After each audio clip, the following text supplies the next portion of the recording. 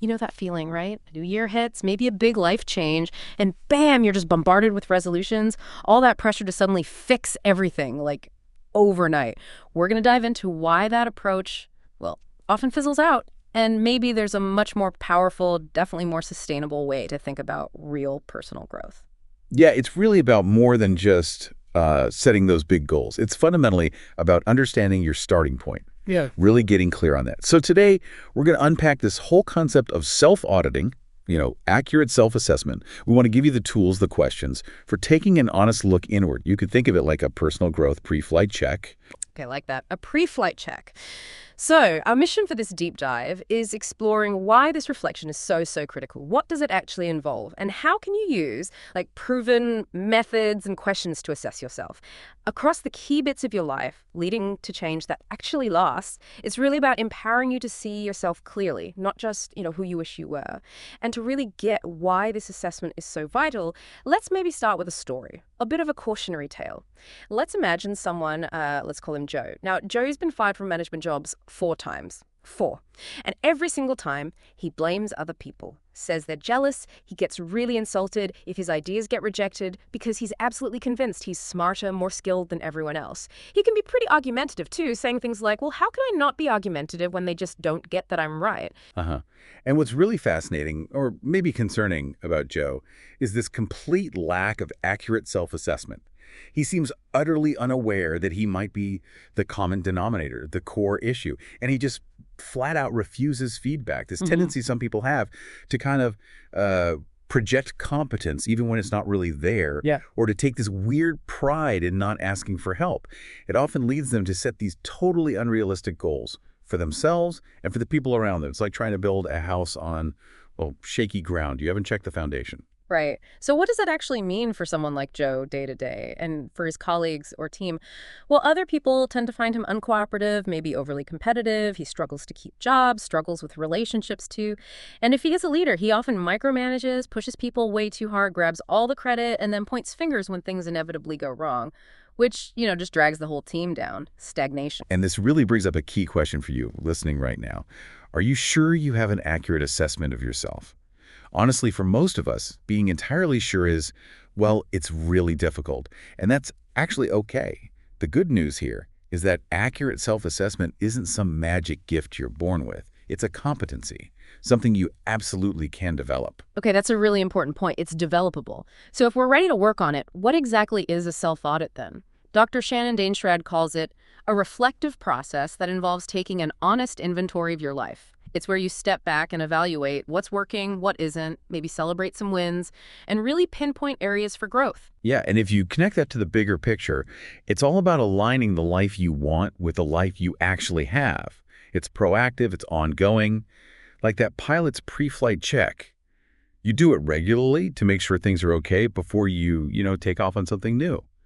And this approach, it really reduces the stress and the frustration of trying to change everything at once, which is exactly why so many New Year's resolutions, with those rigid number-focused goals, they just tend to fail. The stats are pretty bad. Something like only 8% of people actually achieve them, often because they're driven by what they think they should do, external expectations, not real internal understanding. Right, that external pressure versus internal drive. So a lot of people do approach growth with this sort of all or nothing thinking. How does a self-audit change that? How does focusing on continuous calibration make it more resilient?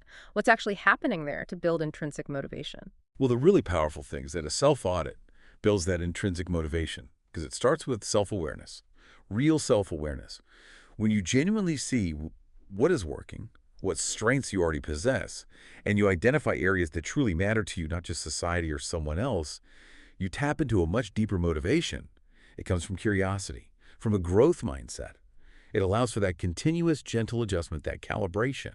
Instead of the big, dramatic overhaul that usually leads to feeling discouraged when you slip up, you start from where you are, from a position of strength, really, empowered by what's already good. And that fuels the desire to build on it. So developing this competency, it involves some crucial steps that directly counter what we saw with Joe, actually.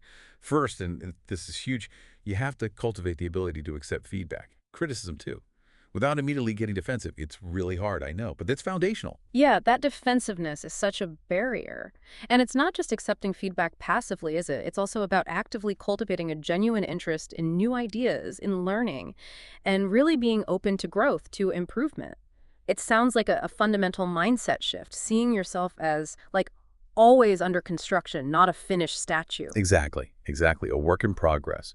And beyond that mindset, it means actively going out and seeking insights from others about your strengths, yes, but also your weaknesses, and really listening to what they say. It means being open to trying new things, maybe making mistakes, and seeing those as learning fuel, not failures. And also being realistic about taking on new projects, knowing your actual capacity right now. These actions, done consistently, they really form the bedrock of sustainable self-improvement. Okay, so we've talked about the mindset shifts, the core principles for developing the self-assessment skill. Let's get practical now. How do we actually do this? How do we apply these ideas and really perform a thorough audit across the different parts of our lives? Right, how to?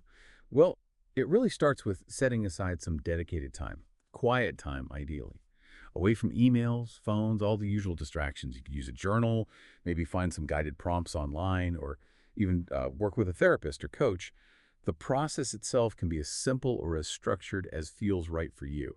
A really good starting point, though, is just asking yourself, why am I actually listening to this deep dive right now? What drew me to learn about doing a self-audit? Your answer there will often point directly to the area that needs your focus most immediately. And from that starting point, you begin to look, maybe systematically, at the key aspects of your life, one by one, like mental health. Ask yourself honestly, are you generally happy, feeling down, fulfilled, lonely? Sometimes just recognizing, hey, I'm feeling kind of depressed, as one person shared with us, that acknowledgement is the critical first step. Then physical fitness. We know there's a huge link between mental and physical health, right? So an honest audit here often shows that progress isn't about some crazy new workout regime. It's more about consistently fitting in small, doable movements that actually work with your life now. We hear from people who start small, maybe reluctantly. Like one person mentioned feeling they sucked at yoga at first, they had stiffness, back pain, but their self-audit helped them see that consistency, even if it felt imperfect, was the real goal. Doing it a few times a week, over time, actually brought relief in that sense of accomplishment. That's a great example of starting where you are. What about other areas? Okay, so nutrition. Audit your diet. Really look at it. Are there empty calories sneaking in?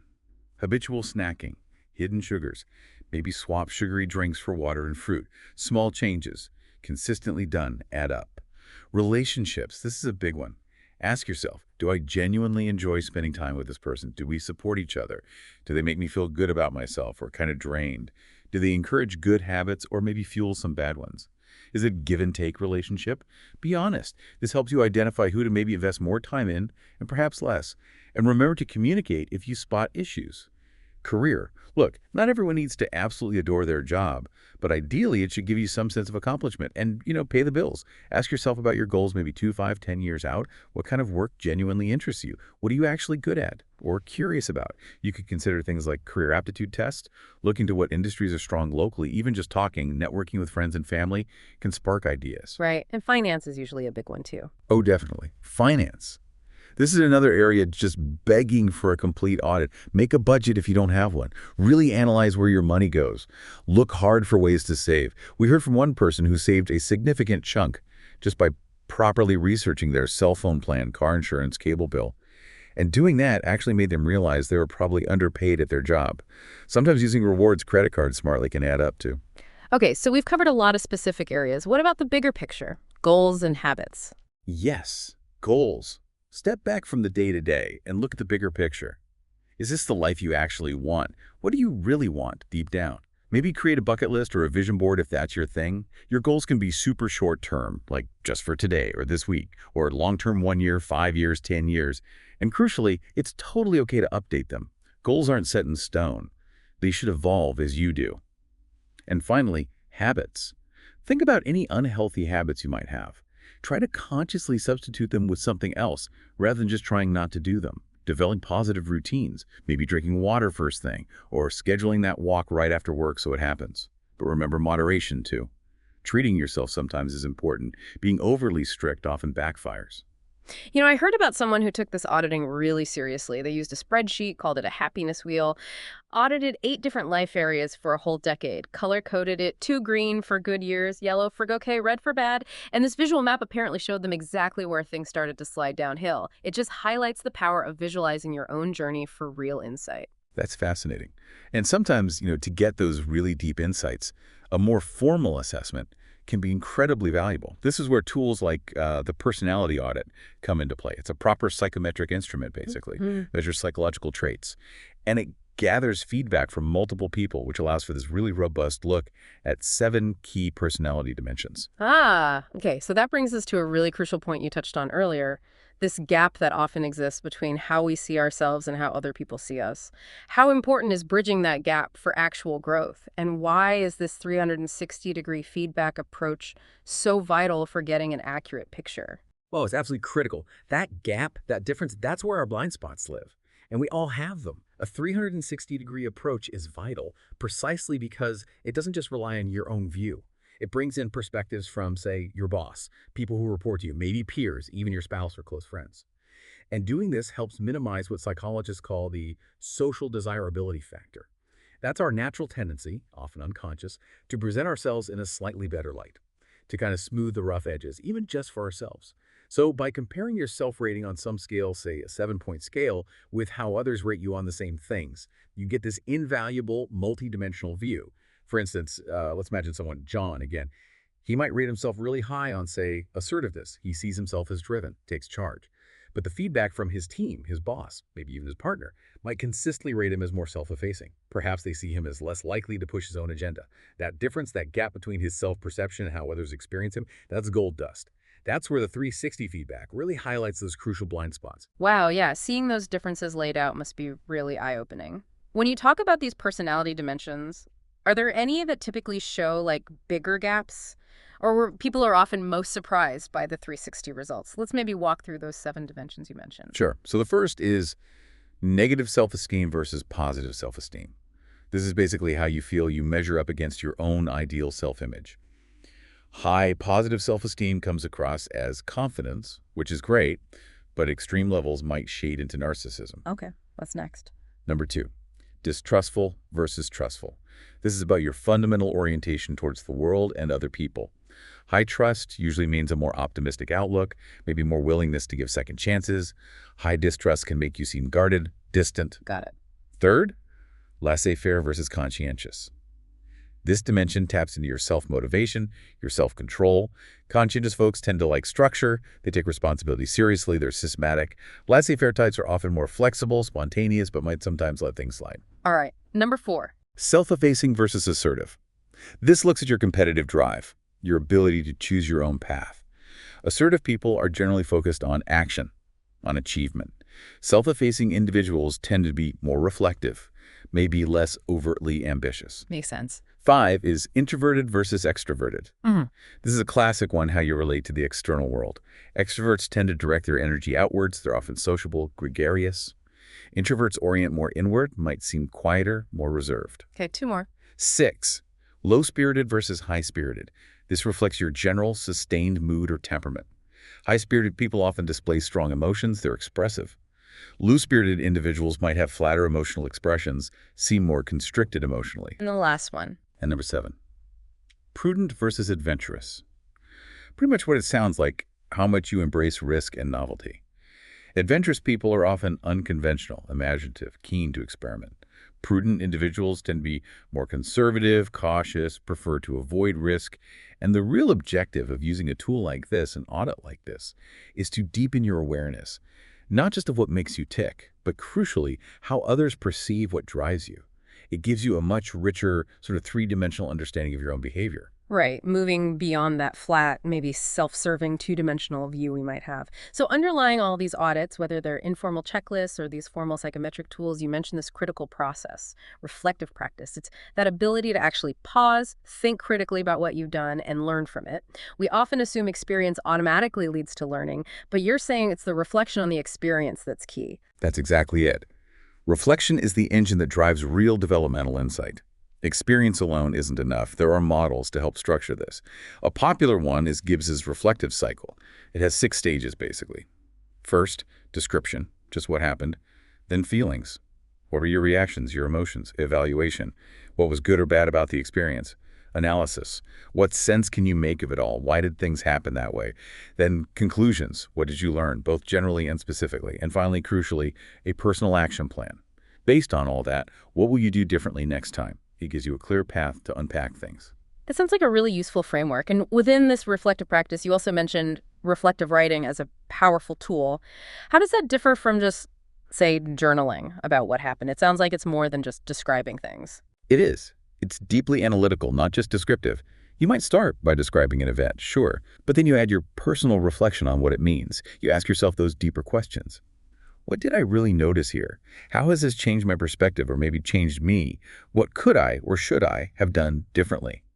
It helps you properly revisit experiences, notice details you might have missed in the moment, examine what went well, yes, but also what revealed a gap in your knowledge or skills, and then connect that specific experience to your broader life, your ongoing journey. So the insight from reflective practice isn't just about understanding the past better, it's about actively shaping the future. Absolutely. It transforms mere experience into actual learning. It's the process where you stop just doing things and start discovering the hidden patterns, the drivers behind your own actions. It helps you anticipate future challenges better and consciously design new, more effective ways of responding. It really is, arguably, the ultimate meta skill for continuous personal growth. And beyond that core function, the benefits are huge. It helps you clearly identify strengths and areas for improvement. It helps you acquire new knowledge and skills because you know what you need to learn. It boosts personal confidence, fosters that self-motivation, that self-directed learning we talked about. For students, it's brilliant for developing critical thinking and metacognition, that crucial skill of thinking about your own thinking, understanding how you learn. And for leaders, it's an invaluable chance to regularly review what's working, what's not, and consciously establish new, better behaviors. It also sounds like it creates a sort of safe internal space, a place to process difficult emotions, maybe enhance self-awareness in a less pressured way, and maybe even uncover some of those unconscious thoughts or emotional blocks that could be holding you back. And you mentioned it helps transfer knowledge across situations, making you more adaptable. Yes, exactly. It helps you see the underlying principles in one situation and apply them to a new, different one. It makes you more flexible, more aware of your own learning process itself. But, it's not always easy. It does have its challenges. Reflection isn't always a straight line. It can feel like a twisting path, as some researchers put it. You might have false starts. It can definitely be stressful sometimes, reflecting on negative experiences or failures. Or frustrating if you identify problems but don't immediately see a solution, especially if you feel pressed for time. And interestingly, the knowledge you gain from reflection sometimes requires more reflection to even be recognized as knowledge. It's a layered process. And because it's often done alone, independently, that suggests that talking things through with others, maybe a mentor, a coach, or even just a trusted friend, can provide that really valuable external perspective. Help you catch those blind spots again. Okay, this has been a really rich deep dive into self-assessment, reflection, all these tools. So to wrap up, let's bring it back to actionable steps. What's some concrete advice, maybe drawing from experts, on how someone listening can start practicing more reflectively and really integrate these tools into their life, maybe starting today? Okay, some practical takeaways. 1, seek feedback. Don't wait for it. Actively ask people you trust. Hey, can you give me some feedback on how that meeting went? Or what did you observe about how I handled that? Right. Be proactive. 2, learn daily. Make it a conscious habit. Ask yourself at the end of the day, what did I learn today? Maybe even ask others you worked with, what was your key takeaway? Simple but powerful. 3, value personal strengths. Reflection isn't just about finding flaws. Take time to identify and really acknowledge your positive accomplishments, your inherent strengths, alongside the areas you want to grow. Good point. Balance is key. 4, view experiences objectively. Try this visualization. Imagine the situation you're reflecting on is happening on a stage, and you're sitting calmly in the audience, just observing. It creates distance. Like detaching a bit. 5, empathize. Actively try to understand the other person's perspective. Maybe even say out loud, I imagine they might have been feeling X because of Y. Builds understanding. 6, keep a journal. We mentioned reflective writing. Regularly jot down your thoughts, feelings, plans.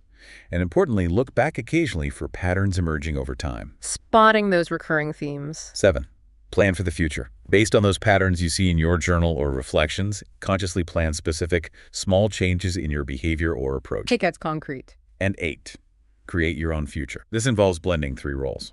Be the dreamer, imagine what's possible.